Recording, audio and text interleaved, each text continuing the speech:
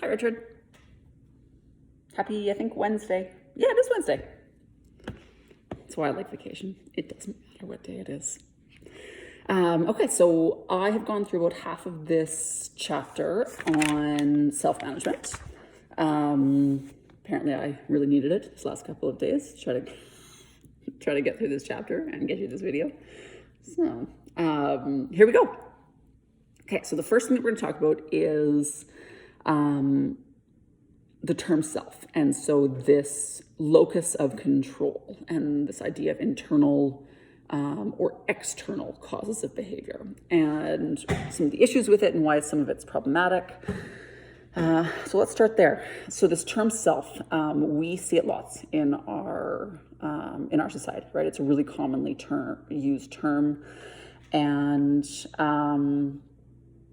often it's assigned a causal role for behavior that we can't easily see the contingencies surrounding.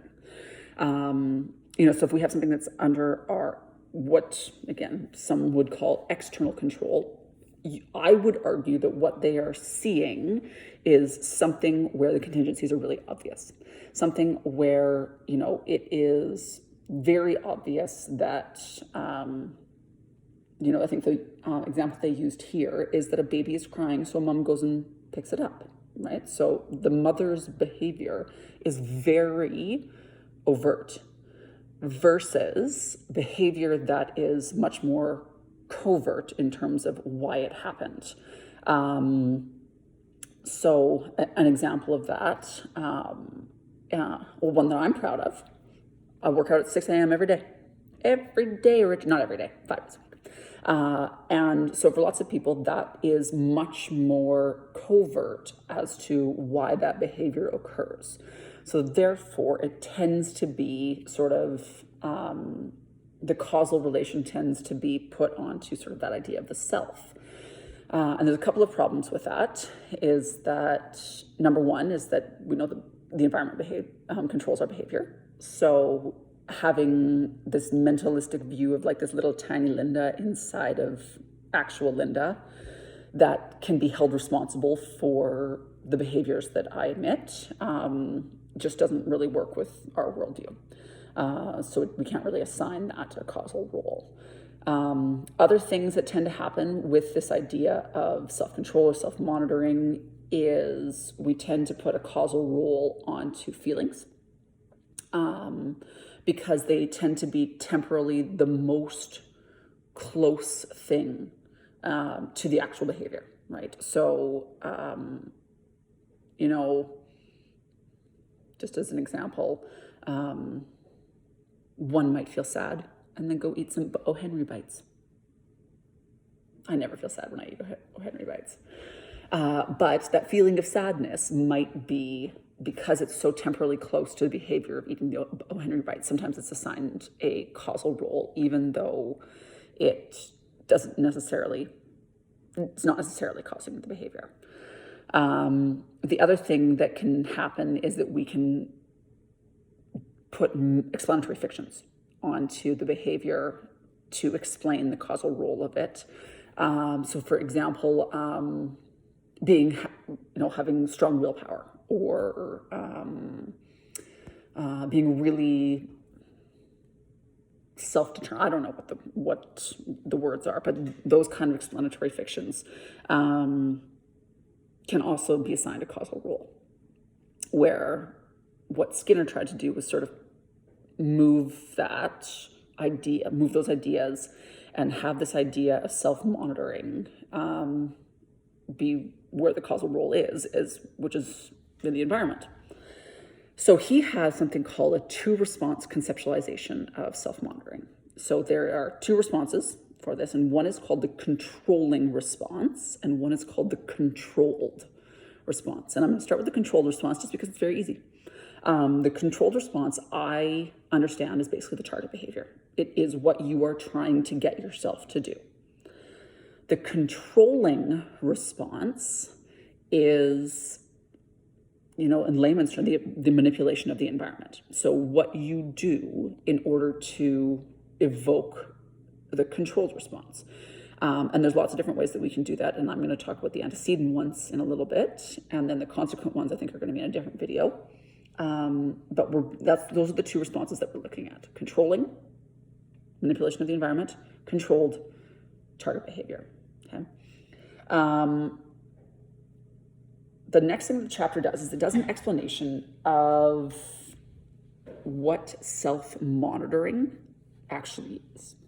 So how it's defined is it's the personal application of the behavior change tactics that produces desired change in behavior. Okay? So the way that I view that is this is just the same idea as what one would do for somebody else if you were writing them a behavior program, only you were doing it for yourself to some extent. It goes on to say, like, this is a spectrum. Like, so you might be, let's say that, you know, if you're writing a behavior change program for somebody, you might have 6 things involved in it. And whereas, you know, if you are doing it for yourself, maybe you only have 1. So the other example that it gives is that, you know, there was some debate at some point about, you know, can a self-mediated, so can a self-monitored behavior be considered self-monitored if the reinforcement of the controlling response is really evident, right? So what the example that they gave here was someone exercises, okay? And so can you say that that's a self-monitoring thing if it's his wife who is providing him with reinforcement? You know, if his wife is saying, great job, you know, his wife is doing whatever it is that she does in order to sort of provide reinforcement that maintains that behavior. And what I would argue is that if he's set that up for himself, then it should fall under self-management, because what he's done is he has manipulated his own environment in order to contact the contingencies that maintain that kind of behavior. So you might do that more, you might do that less, depending on basically how much reinforcement you need to maintain the desired or the target behavior. So again, could be lots, could be little. It's all kind of a spectrum. The next one that I'm going to get into is terminology. And we took some self stuff in this one of the last classes that I've taken. And so I'm going to talk you through the 4 of them. And because in the class that I took, it sort of broke these 4 down into really sort of separate things. So the 4 terminology that we used in class was self-awareness, self-control, self-monitoring, and self-reinforcement. And all 4 of them have different behaviors associated with it. So self-awareness is the ability to detect your behavior. So to be able to just say what it is, again, I don't feel like I can explain it anymore. Being able to tact your behavior. Self-control, they defined in this class as basically delayed gratification. So bypassing smaller reinforcement for a larger reinforcement later on down the line. Self-monitoring was primarily manipulation of SDs and MOs. So it's antecedent interventions. So it's your Post-it notes. It's your putting your library books on top of your shoes so that you take them back to the library the next day. It's all of this, again, that's sort of how they defined self-monitoring. And then self-reinforcement is setting up things so that you set up your own reinforcement. So that, I don't know what's one that it's a negative reinforcement situation, but in the morning when my husband and I go and work out, he has if I don't get out of bed by 5:30, he has full permission to legitimately kick me out of bed, to use his feet and boop me out of bed.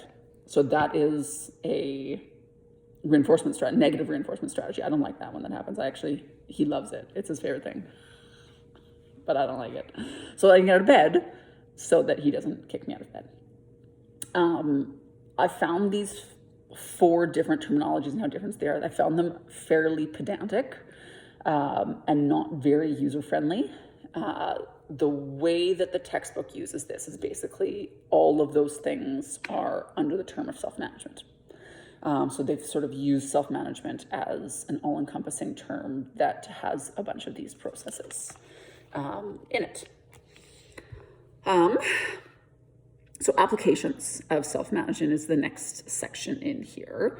And there's 2 that I'm going to talk to you about a little bit more just because I thought they were sort of a really good explanation about sort of some of the, bad habits that at least that I have. So one of the applications of self-management is breaking bad habits and acquiring good ones.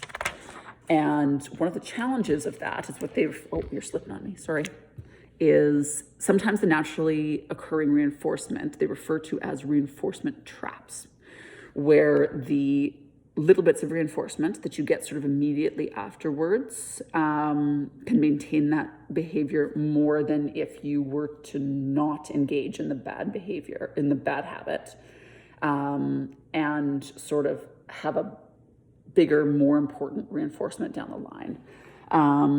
Smoking is the example that they used in this one. So at least probably you and I would agree that smoking is a bad habit. I would say smoking is a bad habit. But after you smoke, you actually have some fairly immediate positive reinforcement. And so the effects of nicotine, it could be social reinforcement, it could be lots of different things. And then that idea that the negative side effects are so far down the line means that, you don't really contact those contingencies, right? They're rule governed, and that's hard to supersede with that immediate naturally occurring reinforcement. So the idea behind that one is basically you put in immediate reinforcement so that you can contact it for the good habits, and then it should hopefully supersede those naturally occurring ones for the bad habit. Accomplishing difficult tasks, I would argue that this is probably pretty similar, is that those little baby steps that we see either heading towards things that we don't want, often, the long-term effects aren't seen immediately. So the fact that I love eating poutine, it's so good. I don't necessarily see the effects of that right away. But then eventually weight gain happens and you're like, wait a minute. So being able to apply these self-management strategies so that you don't need to sort of wait for those big long-term negative consequences in order to sort of stop those habits. Advantages and benefits to self-management. The one that I'm going to talk about here is, they have lots in here, and I think that we could probably all agree that it is important, is the self-management is the ultimate goal of education. So this is, I would argue, something that I need to take much more seriously with my students and my own children and myself. Is that we want them to be able to do these things for themselves. So these behavior strategies that I'm putting in place, eventually I'm not going to have my students anymore. Eventually they are going to move on in some way, shape, or form. And if they can do these things for themselves, if they can self-monitor, then I would argue that that is a massive, massive step. So John Dewey, they have a quotation in here. John Dewey, one of the country's most influential educational philosophers, said, "The ideal aim of education is the creation of self-control." So a student's ability to be self-directed with the teacher as guide or facilitator and his ability to evaluate his own performance have long been considered cornerstones of humanistic education. So that's from Carter in 1993. And so being able to keep it together, keep it on the rails, right? And know how to bring it back on the rails after it falls off the rails. Again, to me, in my line of work, that seems like a really useful thing. They have some software in here that I will go and check out eventually, so that looks good to me. And I was going to do antecedent-based strategies, but I think we are out of time. I'm still going to do them just because if not, then I'm going to run out of time on the next one. So just give me 1 minute. I'll do it quick. So antecedent-based strategies. So manipulation of motivating operations. So again, what we're looking at is behavior altering effect and reinforcement altering effect. Example of this, my worst is that I should eat before I go to the grocery store, right?